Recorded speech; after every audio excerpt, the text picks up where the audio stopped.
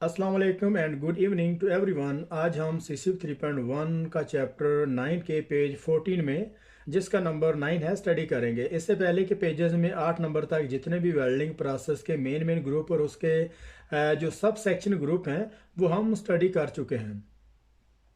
आज हम इस चैप्टर का आखिरी पेजेस स्टडी करने वाले हैं। ये पेज सीसीफ ब्रिटिश और अमेरिकन स्टैंडर्ड में आंसर क्वेश्चन के हवाले से बहुत ज़्यादा इम्परेटिव है, और इसके अलावा QCTO रेड सील सर्टिफिकेशन के हवाले से प्रैक्टिकली के तौर पर और रिटर्न आंसर क्वेश्चन के हवाले से भी बहुत ज़्यादा इम्पोर्टेंट है। तो चले स्टार्ट करते हैं। तो नंबर 9 जो इसका वेल्डिंग प्रोसेस है, जो इसका मेन ग्रुप जो है वो brazing, soldering and braze bronze welding. The soldering, brazing and braze welding process are not classified as a fusion process. Soldering, brazing and ब्रेज welding process, इसको हम फ्यूजन वेल्डिंग प्रोसेस कंसीडर नहीं करते। इस process में सिर्फ उसकी जो सरफेस है उसको फ्यूज किया जाता है। However, there are a number of elements that require explanation as a follows. और तहम यहाँ पे बहुत सारे एलिमेंट ऐसे हैं जिसको देखने की ज़रूरत होती है। तो ये soldering, brazing and ब्रेज welding process ये फ्यूजन वेल्डिंग प्रोसेस नहीं है। ये सिर्फ सरफेस को पार्शली जो है वो फ्यूज करने के लिए इस वेल्डिंग प्रोसेस को इस्तेमाल किया जाता है, क्योंकि इस वेल्डिंग प्रोसेस से सिर्फ जो सरफेस है उसको थोड़ा सा जो है वो फ्यूज करते हैं। However, there are a number of elements that require explanation as a follow. ताहम यहाँ पे बहुत सारे एलिमेंट ऐसे हैं जिसको देखने की ज़रूरत होती है।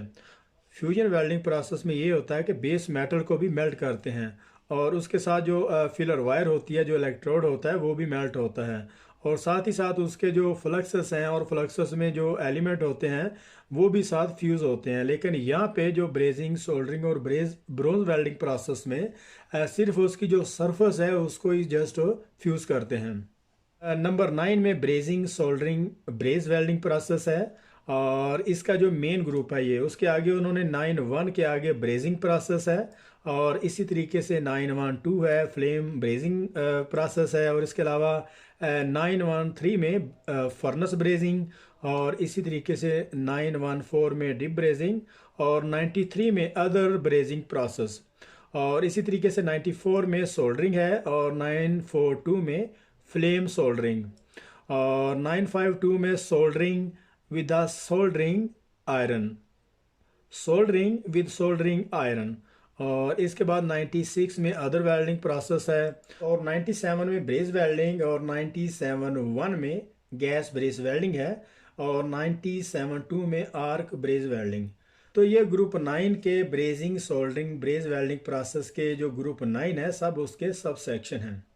तो इन सारे वेल्डिंग प्रोसेस में से जितने भी इसके जो सब सेक्शन हैं, सब में से सबसे ज़्यादा जो कॉमनली जो पॉपुलर वेल्डिंग प्रोसेस है उनमें ब्रेजिंग 93 है, और सोल्डरिंग है, इसी तरीके से ब्रेज वेल्डिंग है।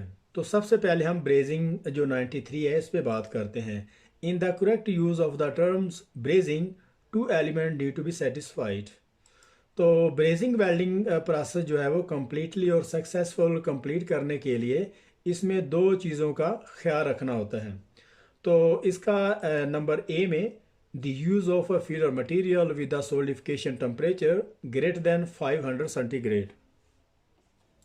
तो ब्रेजिंग वेल्डिंग का प्रोसेस करते हुए इसका जो फिलर मेटल का जो सोलिडिफिकेशन टेम्परेचर है वो ग्रेटर देन 500 सेंटीग्रेड है। A joint design using capillary reaction between 2 faces as the prime method of joining. और इसका जो ज्वाइंट डिज़ाइन है इसमें स्लीव ज्वाइंट इस्तेमाल करते हैं, और इस प्रोसेस में 2 फेसेस को जो ज्वाइंट करते हैं इसमें उसका जो स्लीव ज्वाइंट की कॉन्फ़िगरेशन होती है, और 2 फेसेस को जो ज्वाइंट करने का जो इसका जो प्राइम और बुनियादी जो मेथड है किसी भी ज्वाइंट को वेल्ड करने का, तो वो होगा कैपिलरी एक्शन। तो ये कैपिलरी एक्शन के थ्रू 2 फेसेस को जो है वो ज्वाइंट करने का एक मेथड है, और ये स्लीव ज्वाइंट के, तो इसमें स्लीव ज्वाइंट इस्तेमाल करते हैं। तो नेक्स्ट सोल्डरिंग में जिसका 94 है, the conditions of this process are generally the same as for the brazing, but with the solidification of the filler layer being smaller than 500 centigrade. यहाँ तक तो ये सोल्डरिंग जिसका कोड 94 है, इसकी जो condition same as a brazing welding process ही की तरह है, और लेकिन इसमें जो सोल्डिफिकेशन जो टेम्परेचर है, फिलर अलाय का जो सोल्डिफिकेशन टेम्परेचर है वो स्मॉलर देन 500 सेंटीग्रेड है। This process is most commonly use in the joining of the copper electrical component and wire connection. तो इस प्रोसेस में आमतौर पर जो है वो कॉपर इलेक्ट्रिकल कंपोनेंट और वायर कनेक्शन को ज्वाइन करने के लिए इस्तेमाल किया जाता है। नेक्स्ट है हमारा ब्रेज वेल्डिंग। तो ब्रेज वेल्डिंग 97 इसका कोड है। दी प्रोसेस में use similar filler alloy material as when brazing. और इस प्रोसेस में सेम एज ए दूसरे फिलर अलाई की तरह इसमें भी वही फिलर अलाई इस्तेमाल करते हैं। The fundamental difference between them is that the joint design does not rely alone on capillary action between the two surfaces to be joined। यहाँ तक इसको देखते हैं। और लेकिन जो बुनियादी इसमें जो फ़र्क है इन प्रोसेस के दरमियान वो ये है कि ये सिर्फ कैपिलरी एक्शन पे रिलाई नहीं करता।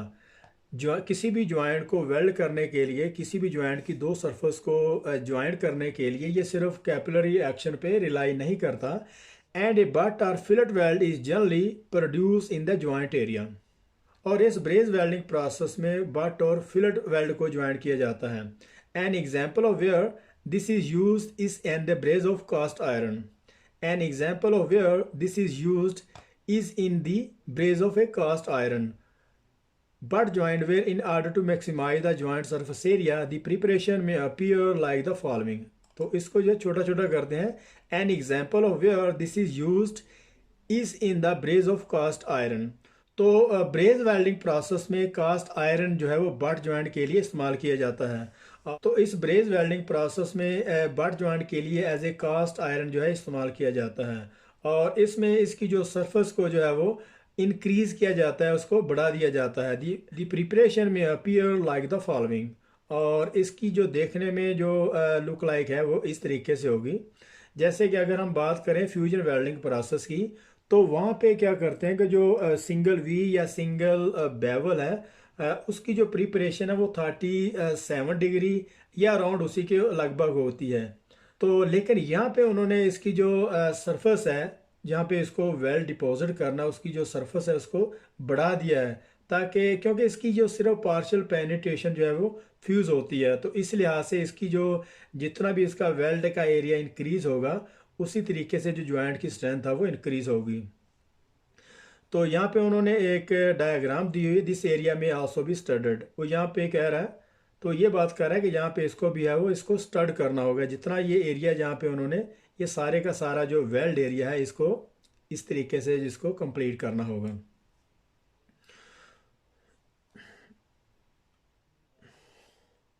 यहाँ से अभी इसको स्टार्ट करते हैं। All group 9 process rely primarily on a surface adhesion of the filler alloy from within the grain boundary of the base metal to produce a sound joint through a degree of finite surface allying may also occur। यहाँ तक इसको देखते हैं।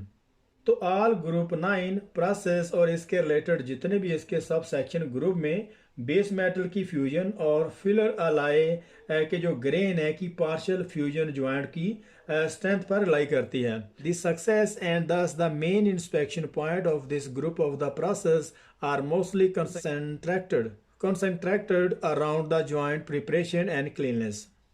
तो इस जितने भी 9 process के जो ग्रुप हैं इनमें जो सबसे इसकी जो मेन सक्सेस है और जो मेन इसकी जो इंस्पेक्शन पॉइंट है वो रिलाई करती है इसकी ज्वाइंट प्रिपरेशन पे और इसकी क्लीननेस पे।